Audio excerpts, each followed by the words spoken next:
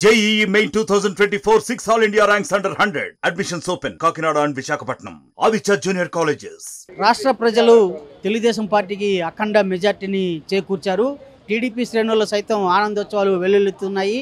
ఈ నేపథ్యంలోనే తిరుపతిలో టీడీపీ శ్రేణుల్లో ఆనందోత్సవాలు నెలకొన్న నేపథ్యంలో టీడీపీ వైభవాన్ని చాటుతూ రాష్ట్ర ప్రజలు ఇచ్చిన తీర్పుని స్వాగతిస్తూ సంబరాలు చేసుకుంటున్న తరుణం సమీపించింది. ఈ నేపథ్యంలోనే వారు మనతో పాటు ఉన్నారు. వారిని మేడం, ఈ విజయాన్ని మీరు ఎలా ఆస్వాదిస్తున్నారు, మీరు ఎలా భావిస్తున్నారు?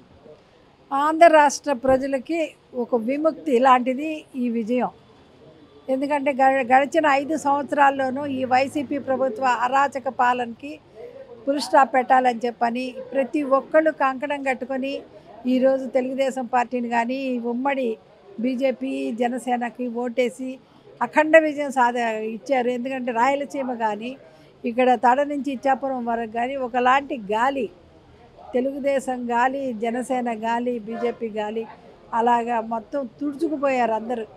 ముఖ్యంగా మహిళలైతే అంత క్యూలో ఉండి చంద్రబాబు నాయుడు గారు ఇచ్చిన హామీలు, మిమ్మల్ని నేను ఆదుకుంటాను, మీకు నేను ఒక అన్నగా ఒక తమ్ముడిగా మిమ్మల్ని ఆదరిస్తానని చెప్పిన దానికి నమ్మకం ఉంచి పెన్షన్లు అయితేనేమి వీటన్నిటి మీద ఒక నమ్మకంతో వాళ్ళు మాకు ఈయన వస్తే మంచిది అనని, యువత అయితే హైదరాబాద్ నుంచి వచ్చేసారు. ఎందుకనంటే సాఫ్ట్వేర్ వీళ్ళందరూ ఈయన వస్తే కానీ మాకు ఉద్యోగాలు రావు అన్న దీంతో ఆయన వాళ్ళు వచ్చి వేయటం అయితేనేమి అబ్రాడ్ నుంచి కూడా వచ్చి వేయటం జరిగింది. ఎందుకంటే ఒక నమ్మకము, ఒక విజన్ ఉన్న వ్యక్తి కావాలా ఈ ఆంధ్ర రాష్ట్రానికి, కొత్తగా ఏర్పడిన రాష్ట్రానికి.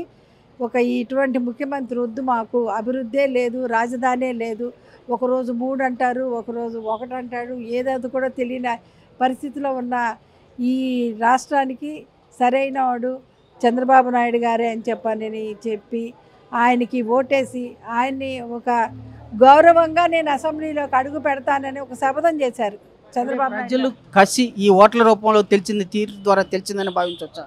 ఖచ్చితంగా. ఇప్పుడు మీకు చూపించినటువంటి 161 దాడుతున్నాయి, ఇది ఒక కసి అనే అనుకోవాలా. అందులో ఆయన్ని జైల్లో పెట్టడం అయితేనేమి, ఆయన అవమానించిన తీరు, ఆయన కుటుంబం మొత్తాన్ని అవమానించారు.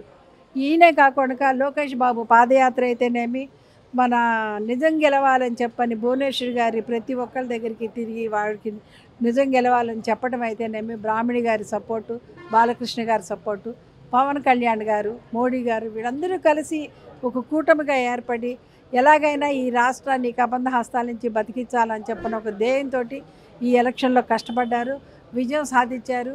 మా పార్టీకి వేసిన ప్రతి ఒక్క ఓటర్కి నేను చేతులెత్తి దండం పెడుతున్నాను. ఎందుకంటే ఈ రాష్ట్ర అభివృద్ధి కుంటుపడిపోయింది అన్ని విధాల.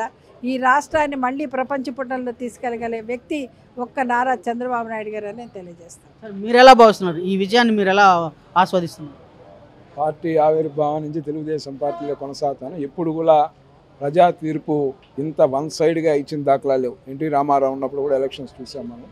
ఈరోజు ఏదైతే 5 సంవత్సరాల కాలంలో అన్ని వర్గాల ప్రజల్ని ఇబ్బంది పెట్టి రాక్షస మనస్తత్వం కల జగన్మోహన్ రెడ్డి పరిపాలన చవి చూసినాక ఇలాంటి వ్యక్తి ఒక్క క్షణం కూడా ఈ పదవికి అనర్హుడని ప్రజలందరూ కూడా భావించి ఈరోజు ఎన్డీఏ కూటమికి సంబంధించిన అభ్యర్థుల్ని భారీ మెజార్టీతో కూడా అన్ని స్థానాలకు గెలిపించబోతా ఉన్నారు.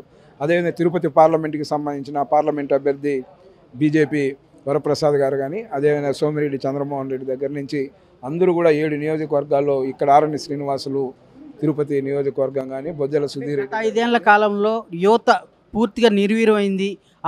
వాళ్ళ యొక్క ఇదంతా కూడా ఇవాళ ఓట్ల రూపంలో చూపించారని భావించవచ్చా? ఖచ్చితంగా కూడా. ఎందుకంటే ఒక కంపెనీని తీసుకొని రాలే ఇక్కడ. యువతకు సంబంధించి ఏదైతే జాబ్ క్యాలెండర్ అని చెప్పి ప్రతి సంవత్సరం ఇస్తానని యువతను మోసం చేసిన చరిత్ర జగన్మోహన్. అందుకే యువత అంతా కూడా ఈరోజు ఎన్డీఏ పక్షాన్ని నిలబడి భారీ ఎత్తున కూడా పాల్గొనడం జరిగింది, ఓట్లు వేసి గెలిపించడం జరిగింది. ఈరోజు ఏదైతే చట్టసభలో భువనేశ్వరమ్మ గారిని ఏ విధంగా తోలనాడారో మనం చూసాం. ఆ రోజు చంద్రబాబు నాయుడు కంటతడి పెట్టి ఏ విధంగా బయట వచ్చి వెంటనే కూడా ఈ కౌరవ సభ నుంచి గౌరవ సభ ఏర్పడినాకనే నేను ఈ సభలో అడుగు పెడతానని శపథం చేసి బయట వచ్చారు. అదేవిధంగా అక్రమంగా కూడా 53 రోజులు ఆయన జైల్లో ఉంచి ఏ విధంగా అక్రమ కేసులు పెట్టి ఇబ్బంది పెట్టాడో మనం చూసాం.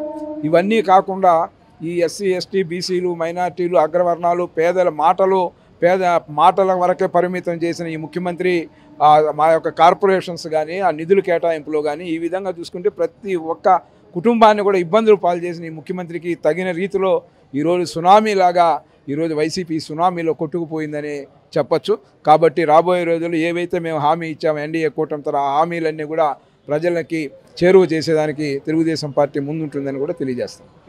గత 5 ఏళ్ల కాలంలో వైసీపీ పక్షాన ప్రజలు తీవ్ర ఇబ్బందులు ఎదుర్కొనడమే కాక ఈ రాక్షస పాలన నుంచి విముక్తి పొందాలన్న నెపంతో ఇవాళ తీర్పు ఆశాజనకంగా ఇచ్చారు. టీడీపీకి అఖండ విజయాన్ని చేకూర్చారని చెప్పేసి టీడీపీ నాయకులు భావిస్తున్నారు. వీడియో జర్నలిస్ట్ మనీతో రవి, RTV తిరుపతి. మరిన్ని వీడియోస్ కోసం ఛానల్ ని సబ్స్క్రైబ్ చేయండి. లేటెస్ట్ అప్డేట్స్ కోసం వాట్సాప్ ఛానల్ ని ఫాలో చేయండి. అండ్ లింక్ డిస్క్రిప్షన్ లో ఉంది.